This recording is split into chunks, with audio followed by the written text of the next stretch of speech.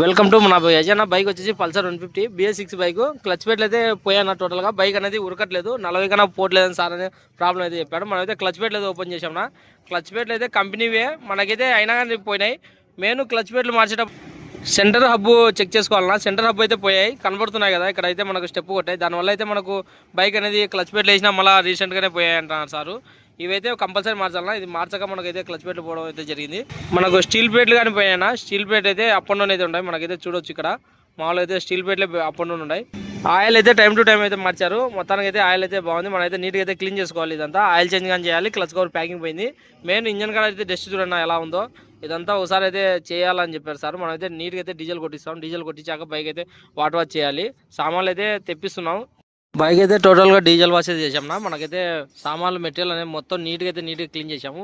ఇలా క్లీన్ చేసేనా మనకు ఆయిల్ అనేది నెక్స్ట్ నీట్గా అయితే వస్తుంది. మనకైతే క్లచ్ ప్లేట్లు డ్యామేజ్ కాకూడదంటే మనకు క్లచ్ ప్లేట్లు వేసేటప్పుడు నీట్గా క్లీన్ చేసుకోవాలన్నా. మొత్తం అయితే క్లీన్ చేయడం అయితే జరిగింది. మనకైతే ప్యాకింగ్ అయితే నీట్గా అయితే క్లీన్ చేసాం. కొత్త ప్యాకింగ్ అయితే వేయాలి. దీనికి ఆయిల్ కానీ కొత్తది అయితే మార్చాలి. క్లచ్ అసెంబ్లీ కంపెనీదే తెప్పించామన్నా. ఇదైతే మనకు కిట్ అయితే వస్తుంది. మనకు క్లచ్ ప్లేట్లు వేయించేటప్పుడు మనకు స్టీల్ ప్లేట్లు సెంటర్లు ఎలా ఉండాలో చెక్ చేసుకోవాలి. స్టీల్ ప్లేట్లు సెంటర్లు డ్యామేజ్ అయితే మనకు కంపల్సరీ క్లచ్ ప్లేట్లు అయితే మళ్ళీ పోతాయినా. మనకైతే కిట్ అయితే వస్తుంది. మనకు ఓయి పార్ట్ అయితే తెప్పించాము, కంపెనీతో తెప్పించాము. బాగుంటాయి పికప్ కానీ మనకు లైఫ్ కానీ బాగా వస్తాయి కంపెనీ క్లచ్ ప్లేట్లు అయితే. క్లచ్ అసెంబ్లీ అయితే మొత్తం సెట్ అయితే వస్తాయన్నా. సెంటరు హబ్బు మనకు వచ్చేసి స్ప్రింగులు, ఈ బోల్టాలు, స్టీల్ ప్లేట్లు, ఈ ప్లేట్తో సహా వస్తుంది. మనకు క్లచ్ ప్లేట్తో సహా మొత్తం కిట్ అయితే వస్తుంది.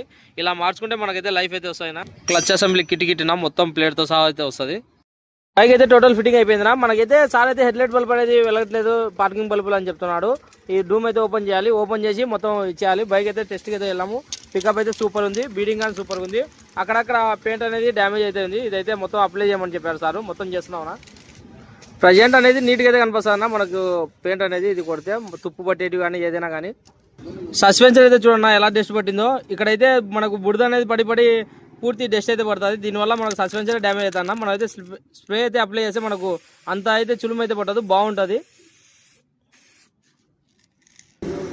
సైలెన్సర్కి అయితే అప్లై చేయకూడదు. మనకు సైలెన్సర్ కవర్ మీద అయితే అప్లై చేయొచ్చు. సైలెన్సర్కి మనకు స్ప్రే అనేది అప్లై చేసినా కానీ తొందరగా అయితే డ్యామేజ్ అవుతుంది. మనకు పెయింట్ అనేది ఆగదు. ఇది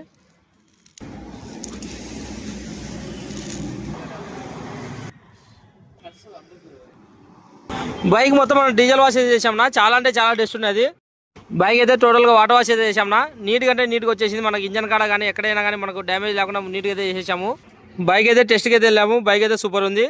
బ్యాటరీ అయితే ఛార్జింగ్ పెట్టాము. బ్యాటరీ అయితే ఛార్జింగ్ ఎక్కుతేనే బైక్ అయితే సార్కి అయితే ఇచ్చేయాలి. ఓకేనా. మన వీడియోలు చూస్తున్నారు కదా. వీడియో నచ్చితే లైక్ చేయండి, షేర్ చేయండి, మన ఛానల్ని సబ్స్క్రైబ్ చేయండి అన్న.